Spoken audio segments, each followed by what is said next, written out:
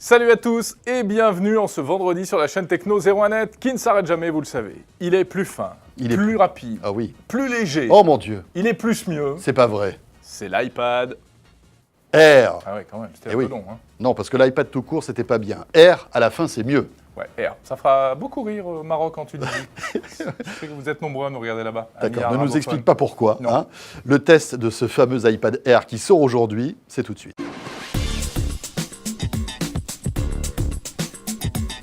Alors pourquoi, Jérôme, s'appelle-t-il l'iPad Air, cet iPad hein? Oui, c'est une bonne question. C'est une bonne question. Qu'on se pose d'ailleurs. C'est vrai. Mais alors on peut imaginer qu'il s'appelle iPad Air parce qu'il est plus léger et plus fin que le précédent. Donc, il est léger, vous savez, je pense qu'Apple fait l'analogie un peu avec le MacBook Air. Bien sûr. Voilà, qui était plus léger et plus fin. Donc on reste dans cette famille de produits. Et effectivement, cet iPad Air, en fait, est beaucoup plus beau que le précédent. En fait, il a le même design que l'iPod Touch, mais aussi et surtout que l'iPad mini qui est sorti l'année dernière. Exactement, avec donc c'est un petit peu plus arrondi à l'arrière. Malgré tout, il est plus fin et ils ont fait fort chez Apple puisqu'il est plus compact. Il ne mesure plus que 17 cm de diagonale contre 18,5 sur la précédente version.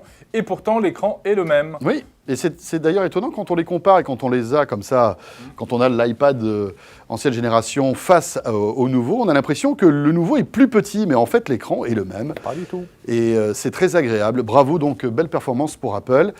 Plus fin, donc, 7,5 mm par rapport aux 8,8 qu'on avait avant. Ouais, donc ça là-dessus aussi on gagne. Plus léger, donc d'où son nom. Il fait 470 grammes environ pour cette version-là, contre plus de 600 grammes pour l'ancien iPad. Et croyez-moi, ça se sent. Quand on sous-pèse les deux appareils, il y a une grosse différence. C'est ce qu'on reprochait au précédent iPad, qui était quand même assez lourd. Et là, franchement, c'est 130 grammes en moins.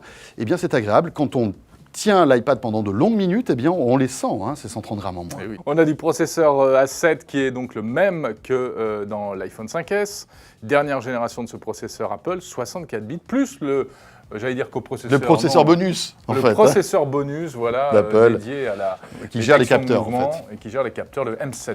Voilà, alors la bonne nouvelle, c'est que si vous prenez l'iPad haut de gamme Wi-Fi plus 4G, il sera compatible 4G. Ouais. On n'en attendait pas moins quand même de la part d'Apple. Oui, voilà, la 4G française. Il intègre donc un super Wi-Fi MIMO. Mais alors bon, ça, on n'a pas trop d'informations là-dessus, mais ce qu'on peut vous dire, c'est que... il capte mieux le Wi-Fi. Il capte mieux le Wi-Fi. Bon, écoutez, oui. Voilà. Et puis, l'autonomie, alors cela dit, est à peu près la même. On n'a pas gagné grand-chose. Ils ont un petit peu gratté sur la batterie, qui est plus légère. Oui. Mais comme le processeur consomme moins, ça ne se ressent pas. Voilà, exactement, puisque ce nouveau processeur optimise en quelque sorte les dépenses énergétiques de ce nouvel iPad, comme sur l'iPhone 5S d'ailleurs. C'est pour ça qu'on arrive à peu près à la même autonomie avec cette batterie qui est moins importante. Les prix, c'est toujours ceux d'une Rolls ou d'une Ferrari. Bon, miniature, mais ça coûte cher. 490 € pour la première version et on monte jusqu'à 890 €, mesdames et messieurs, pour le 128 Go. 128 Go, Wi-Fi 4G. 4G, voilà, donc on va dire le fleuron d'iPad. Bon alors les points forts de cet iPad Air, on va commencer par une astuce plutôt sympathique qu'on vous avait déjà délivrée pour le Surface Pro. Oui, absolument. Cette tablette peut se benchmark. Voilà, c'est vrai. Cette tablette en fait peut se transformer très facilement en plateau pour servir des boissons. C'est vrai. Bon, on va pas vous le montrer parce que bon, ça énerve. Et puis il faut susciter aussi quand même l'imaginaire. Bien sûr. Voilà, donc très bon plateau aussi. Très bon plateau aussi, tout comme la Surface Pro.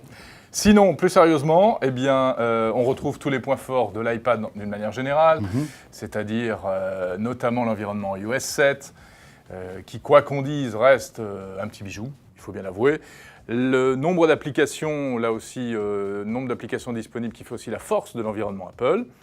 Et puis tous les avantages de cet iPad pour la lecture, la vidéo, les jeux, tout ce qu'on veut. Effectivement, et puis toujours cette autonomie qui est véritablement un plus. Le nouveau design, sans aucun doute, c'est l'un des points forts de ce nouvel iPad, plus léger et plus fin. C'est franchement ce qu'on pouvait reprocher au précédent iPad. Là, ces défauts ont été pratiquement gommés. Il est très agréable à prendre en main et on a l'impression d'avoir un iPad plus petit avec un écran tout aussi grand. Et ça, c'est une jolie prouesse technique. Côté rapidité d'exécution, vitesse, forcément, ça va se ressentir peut-être sur les jeux, sur certaines applications très spécifiques. En revanche, regardez, on a fait un petit test rapide sur l'affichage de Google Maps. Alors bon, c'est vrai que là, ça fait intervenir à la fois la vitesse de calcul du pros et en même temps la connexion. Oui. Mais malgré tout, c'est un test qu'on fait assez souvent et on voit qu'il n'y a pas de grande différence entre les deux iPads. Voilà, il faut dire que l'iPad de précédente génération était assez puissant aussi. Mais franchement, on sent quand même qu'il en a un sous le capot, comme on dit. Ah, c'est le moins qu'on puisse dire. Point positif, il y a un détecteur sur les bords de l'iPad qui fait que lorsque vous posez vos doigts et que vous mordez un petit peu sur l'écran, eh bien vous ne déclenchez pas d'action, vous ne faites pas défiler la page. Et ça, c'est vraiment pratique à l'usage. Et oui, parce que comme en fait les bords sont plus fins, si vous voulez, on a plus tendance à toucher avec les pouces le bord de cet iPad, mais Apple a prévu le coup. Et puis, il est en stéréo, et ça, c'est plutôt une bonne nouvelle aussi. Oui, voilà, 2 haut-parleurs stéréo au lieu d'un sur le précédent modèle. Bon, c'est pas avec ça que vous allez pouvoir sonoriser, par exemple, une boîte de nuit. Hein, avec un iPad, ça va être compliqué quand même. Les points faibles, eh bien tout d'abord, la photo, parce qu'Apple ne s'est pas foulé pour ce nouvel iPad, photo et vidéo, puisqu'on se retrouve avec le minimum syndical, en façade une caméra FaceTime de 1,2 mégapixels, bon, pas terrible, et surtout, l'appareil photo au dos n'est qu'un 5 mégapixels, qui filme quand même en 1080p. Oui.